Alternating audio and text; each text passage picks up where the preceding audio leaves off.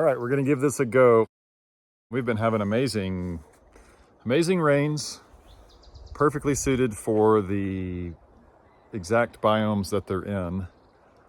And we've also had them kind of according to the pattern that I set out for accomplishing over 6 weeks, all in 10 days or 2 weeks.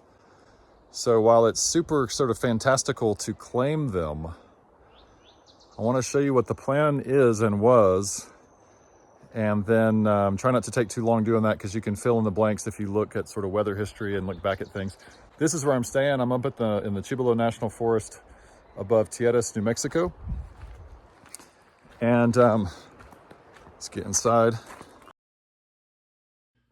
Okay, first of all, a few disclaimers. Number one, the reason this took so long to put together is because I had a much more professional vision for how I was going to do this, but just don't have the resources, time, etc. to do it right. So I'm going to do it homemade.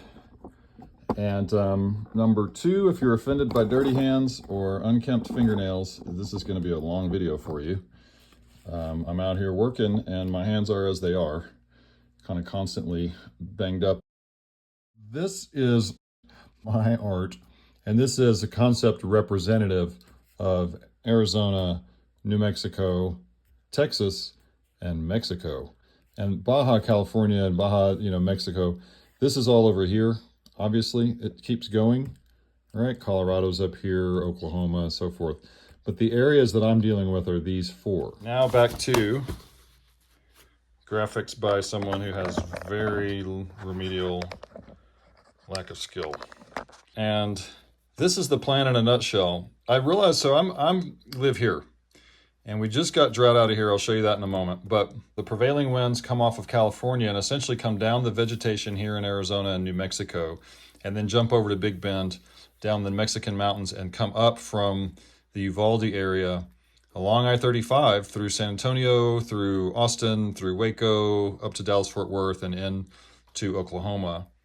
With what I've observed, when it's really healthy, this whole cycle, then it comes back around and goes into Colorado and comes back down and to New Mexico. So it's like one of the wheels. Another one, of course, is moisture off the Gulf of Mexico. And then there's moisture coming off the Gulf of Mexico here, the interior side of Baja. All right, so then I want to get moisture down to Mexico. The plan then was find the closest hub and build from there. You always try to locate and make rain from the highest point in the chain that you can reliably generate moisture, to send it down with the prevailing winds, to send it across the prevailing winds. I'm trying to take care of El Paso. I'm trying to take care of Mexico.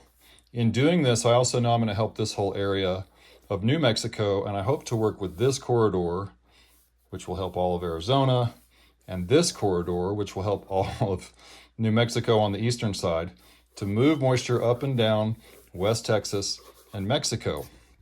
This is the Southwest plan. So I go to Kingston, New Mexico, was the only thing I was sure of. And then I immediately go somewhere in the middle. This is the plan. And then somewhere at the top of this forest range between Arizona and southwestern New Mexico, where Kingston is. This is Flagstaff, effectively. And so I started in Kingston, but I also know there's forests north of there, sort of scattered around here. The Lincoln National Forest, which just caught on fire, is over here. It's in exceptional drought. And then there's forests over here east of Albuquerque, around Santa Fe, and on both sides of Taos.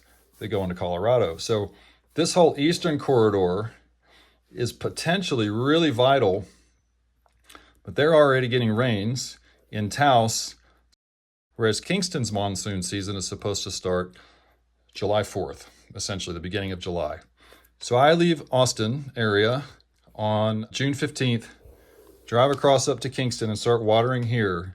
I know that I can work any of this area across and down both corridors to try and achieve my goal of moving moisture up and down over El Paso into interior Mexico, where drought's really bad, and then ultimately revitalizing this corridor of moisture movement across all of this area at this critical time of year. We're moving into July and August.